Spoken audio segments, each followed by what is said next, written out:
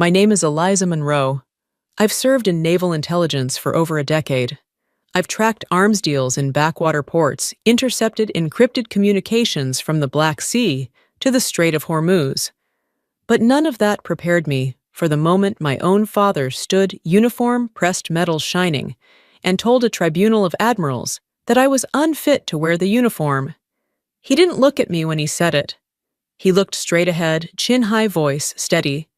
"She lacks command judgment," he declared. "She jeopardized the integrity of the mission." My hands didn't move. My face didn't twitch.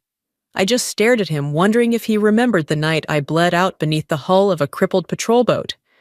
If he remembered who trained me to crawl through darkness, who gave me the Navy Cross after my first deployment, who whispered, "You were born for this," before my first command. But the room was silent now, waiting. So I did what I hadn't done in months. I stood. I reached for the buttons of my dress blues, not for effect, not for drama, but because there was no other language that held truth anymore. I pulled back the fabric, slowly exposing the ridged pale scars that ran like veins across my ribcage. The room didn't gasp. No one spoke. Even he, Colonel Frank Monroe, finally turned his head. And for the first time, he saw what survival had cost me. And I saw what silence had cost him. That night, they left me on the deck of the hospital ship, barely conscious, lungs filled with seawater and smoke.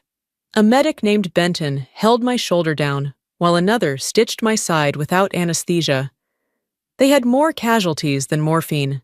I remember the way his fingers trembled, not from fear, but from exhaustion.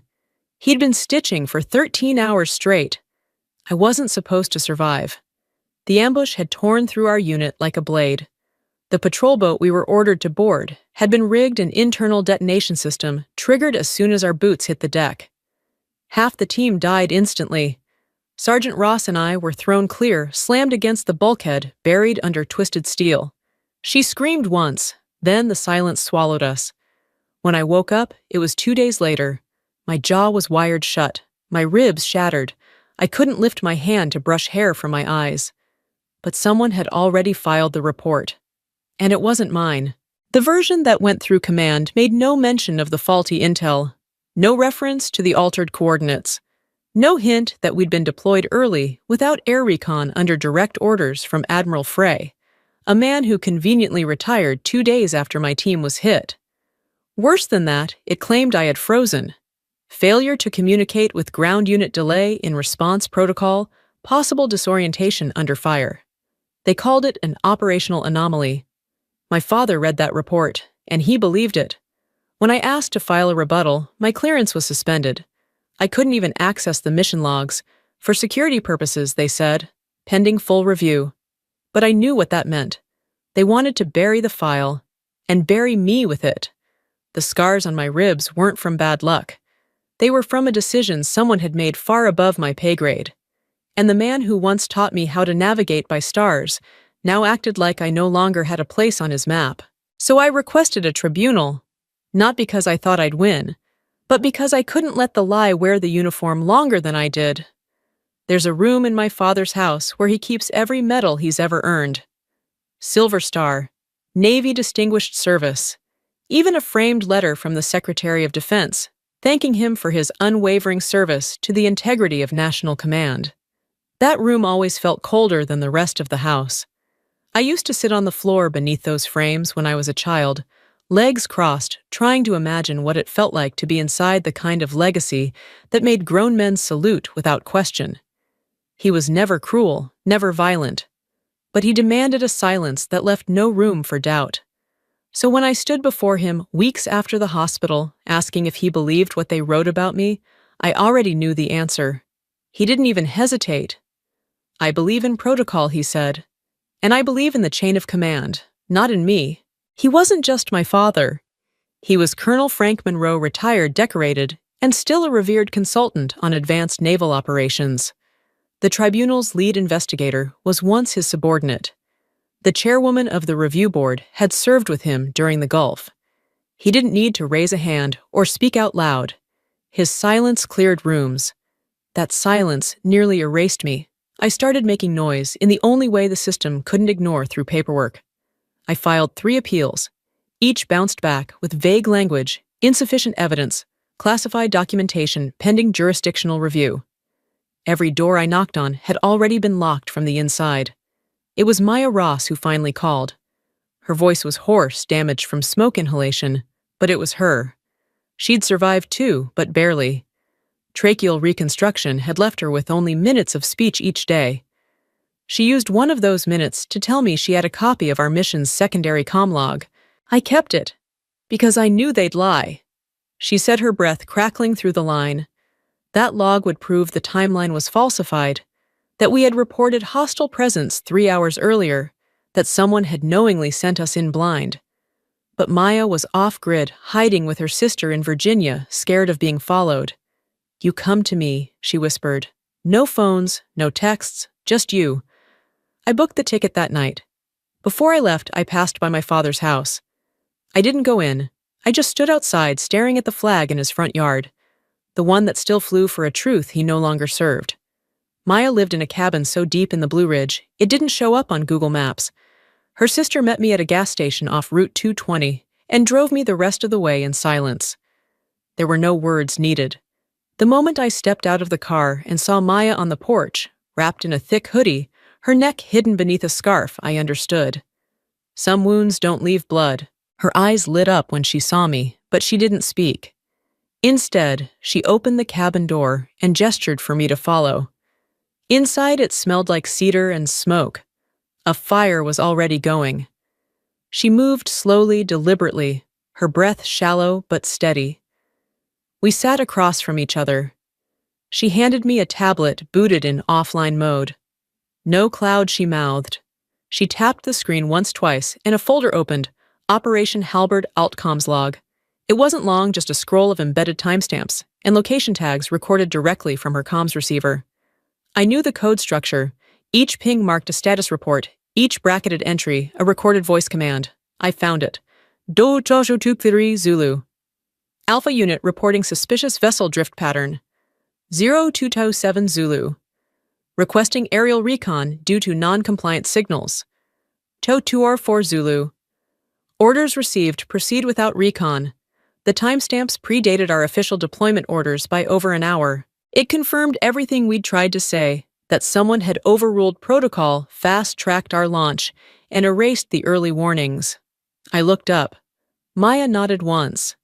Then, with a slow breath, she reached into a wooden box beneath the table and pulled out something wrapped in navy cloth.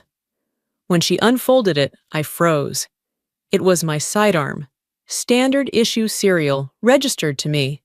I had dropped it when the blast knocked me unconscious, but here it was scraped, scorched, and intact. "I found it next to you," she whispered. "They never logged it." My pulse slowed. Chain of evidence, broken. If command had covered up the sidearm's recovery, it meant they were hiding more than negligence. It meant they were hiding the fact that I'd never even made it to the engagement phase, that I was hit before I could act. I reached across the table, took her hand, and held it for a long time. Not to say thank you, not to promise revenge, just to say I remember too. That night, I drove back toward Annapolis in silence. The tablet, the gun, the proof, they sat in a sealed envelope in my bag. But none of it weighed more than the scarf Maya still wore to cover the burn across her throat. She'd given me her voice. Now it was my turn to use it. The tribunal chamber was colder than I remembered. Rows of polished mahogany chairs lined both sides of the room, their occupants dressed in full uniform silver stars. Eagles' ribbons that stretched from collar to sternum. The air was thick with formality, but underneath it pulsed something older hierarchy. Deference, quiet violence. I stood at attention alone at the center of the floor, the back of my neck prickling under the weight of 24 decorated stairs. My counsel sat behind me, silent hands folded. We had submitted the evidence package that morning. Maya's comms logged the time-stamped report, the unregistered sidearm, but none of it had been acknowledged on the agenda. They wanted to keep this clean, quick, contained. Admiral Jennings presided, calm, unreadable, A man who had led carrier strike groups across 3 oceans and once stared down a Chinese destroyer without blinking. He tapped a gavel. The room settled. "Lieutenant Monroe," he said, "before we begin formal questioning, Colonel Frank Monroe has submitted a request to speak." There was a pause. I didn't move. Then the sound of chair legs scraping wood. He stood. My father was dressed immaculately as always. His jaw was tight, his voice steady, every inch the commander I once thought unbreakable. "She lacks command judgment." He began facing the board. "Her failure to adapt under combat conditions contributed to unnecessary casualties. I do not believe she should retain active duty clearance." He said it like a weather report. No rage, no accusation, just finality. The room didn't flinch. They nodded, noted, moved forward. Jennings turned to me. "Lieutenant, do you wish to respond?" I did. But I didn't speak. I stepped back, removed my jacket with careful hands, and turned to face the room. The gasps were quiet, but undeniable. White ridges ran across my ribs, climbing like vines. Fractured bone healed unevenly, skin puckered around scar tissue, the clear, permanent geography of trauma. I didn't cover them. I didn't explain. I just let the room look. Then I reached into my folder and pulled out the comms transcript, sliding it across the table toward the clerk. "For the record," I said quietly, "those injuries were sustained before I was given a chance to issue my first order." Silence. Even my father didn't speak. Admiral Jennings leaned forward. "I'd like a recess," he said, his voice low. He didn't look at me. He looked at my father. They moved us into a smaller room, no windows. Just a long table and walls lined with closed files. A clerk brought water, but no one touched it. My counsel sat to my right. Across from us, Admiral Jennings, 2 tribunal aides, and my father. Frank Monroe stood with his arms folded, eyes fixed on nothing in particular. Jennings broke the silence first. "I've reviewed the file Lieutenant Monroe submitted," he said. "The metadata on the comms log checks out. The time discrepancy is real. The deployment order was signed 21 minutes after hostile contact was confirmed." My father blinked but didn't respond. Jennings continued sliding a secondary document across the table. "This," he said, tapping the page, "is the authorization for early launch. It's signed by Rear Admiral Frey. Do you know who countersigned it?" My father said nothing. Jennings glanced at me. "Colonel Monroe's signature appears in the digital log," he said flatly, "as confirming officer." My breath didn't catch. I had already known, but hearing it out loud forced a different kind of silence. My father finally spoke. "The intel package we received indicated no threat. The request for recon was still under assessment when Frey moved the timeline. And yet Jennings said you confirmed it." There was no accusation in his voice. Just disappointment, measured cold, familiar. My father straightened. "I trusted the system." Jennings looked at him for a long moment. "The system trusted you." He stood, signaling the end of the private session. "This isn't a formal reprimand. Not yet. But, Colonel, your access credentials are suspended, effective immediately. We'll be reviewing every approval you signed in connection with Operation Halberd." He turned to me. "Lieutenant Monroe, return to the chamber. We'll reconvene in 10. As I rose, I glanced at my father, expecting anger, maybe shame, but there was only stillness. Then, just before I reached the door, I heard his voice again. Low, quiet, meant only for me. "I didn't think they'd send you." I paused, then walked on. Back in the main chamber, the tribunal resumed. Jennings summarized the findings, acknowledged the verified evidence, and concluded the formal reprimand against my record was vacated. There was no applause, no medals, just the slow, cold unwinding of something that had nearly buried me. But when I sat down, I saw something on the bench beside my folder. My father's officer insignia, removed from his uniform, wrapped in a small cloth. No note, just the weight of it, and the choice to give it up. I carried the insignia in my pocket for weeks. Not because I didn't know what to do with it, but because I didn't know what it meant anymore. It wasn't an apology. My father had never said the words. It wasn't forgiveness either. He hadn't asked for that. It simply existed like everything about him, sharp-edged, silent, and heavy. After the tribunal closed, they gave me a seat at a table no one spoke about. I was cleared of fault, reinstated quietly, and offered administrative leave. The Navy's way of saying, "You were right, but please disappear while we clean this up." I didn't fight it. I didn't want medals or interviews. I just wanted oxygen. So I packed a single duffel, left Annapolis under a gray sky, and drove until the GPS stopped finding signal. I landed at a rented bungalow on the edge of a decommissioned training base in coastal Georgia. The fence posts were rusted, the sand blew straight into the porch, and gulls screamed louder than memory. It was perfect. I spent most mornings walking barefoot across the gravel path to the water. My ribs ached in the cold, deep aches that flared beneath scar tissue whenever I breathed too hard or too fast. A reminder, not a punishment. Some days I said nothing at all. I didn't check email. I didn't open the news. I just sat on the dock with my knees pulled to my chest and listened to the tide chew through everything I used to believe. Then one morning it came. A package. No return address, no note. Just wrapped in plain brown paper and string sitting on my porch, like it had always belonged there. Inside a leather-bound journal, faded and worn. My father's. I recognized the spine.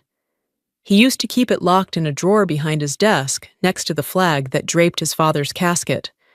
It wasn't part of any record I knew of. It wasn't meant to be seen. The pages were full of field diagrams, contingency drills, tactical refinements. But that wasn't what caught me. It was the margins. In the narrow space beside every map and calculation, he had written questions, fragments, doubts. Does mission success excuse the quiet casualties? Where is the line between readiness and cruelty? If I taught her to obey without question, did I raise a soldier or a shadow? I ran my fingers down that final page so slowly I could feel the groove of each letter pressed into the paper. Command isn't control.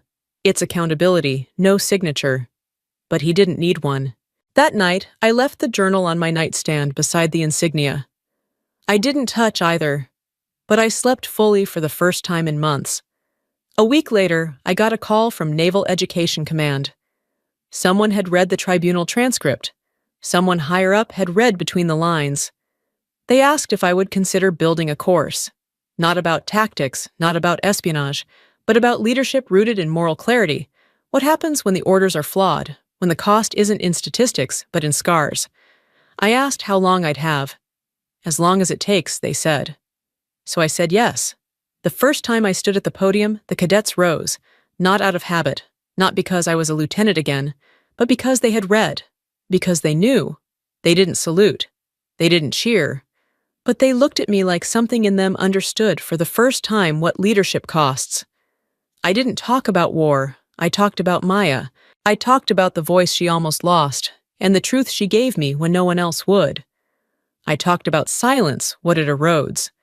And I talked about my father, not as a villain, not even by name, but as a man who once thought the stars on his shoulder would protect him from doubt. I ended that session with the story of the tribunal, and when I left the room, I tucked his insignia, into the drawer beneath the lectern. It didn't belong to me anymore. I didn't return to active duty, not because I couldn't. I had the clearance, the backing, the quiet nods in hallways that used to turn cold. But the part of me that once craved deployment, that fed on precision and adrenaline, that part had gone quiet. Not broken, just finished. I stayed in Georgia, turned the little bungalow into something almost permanent, hung up the dress blues in a closet I didn't open often. Some mornings I still woke to phantom alarms, muscle memory from years of missions. But most mornings I woke to birdsong and wind, and the slow stretch of breath that didn't hurt anymore. Maya visited once. Her voice hadn't fully returned, but her eyes said everything. We sat on the dock for hours, watching the sky curl into dusk. I told her about the cadets, about the journal, about how, for the first time, my father hadn't tried to control the narrative. He'd simply let go. She smiled, then reached out and touched the spot just beneath my collarbone, where the edge of a scar ran like a line drawn in defiance. "You wear it different now," she rasped. I didn't answer, but she was right. The scar was still there. It would always be there, but it no longer spoke of failure or fury. It had become something else, a mark of choice, of survival on my own terms. Later that fall, I was invited to speak at the Naval Ethics Summit in Annapolis. I almost said no, but something in me wanted to see it again. Not the tribunal hall, not the base, but the sky over the river, the one I used to stare at during long training days, wondering who I'd become. I kept my speech short. No slides, no quotes, just this. There will come a day when the silence in a room feels louder than any battlefield. When following orders no longer feels like duty, but complicity. And when that day comes, remember what you promised. Not to the system, not to the rank, but to the people who carry the cost of your decisions, in their lungs, in their bones, in their sleep. They didn't applaud. That's not what the room was for. But afterward, a young woman approached, still in training, freckles across her nose. She didn't speak at first, just looked at me with the kind of searching stare I used to give my father. Finally, she asked, "Ma'am, does it ever stop hurting?" I smiled, not sadly. But truthfully, no. But it stops owning you. That night, I stood alone on the dock back home, the water black and still. I slipped off my boots, let the boards press into my feet, and tilted my face toward the sky. The wind picked up just enough to move my hair, and I closed my eyes. The scar tugged slightly as I breathed in. And I let it, because I wasn't hiding it anymore.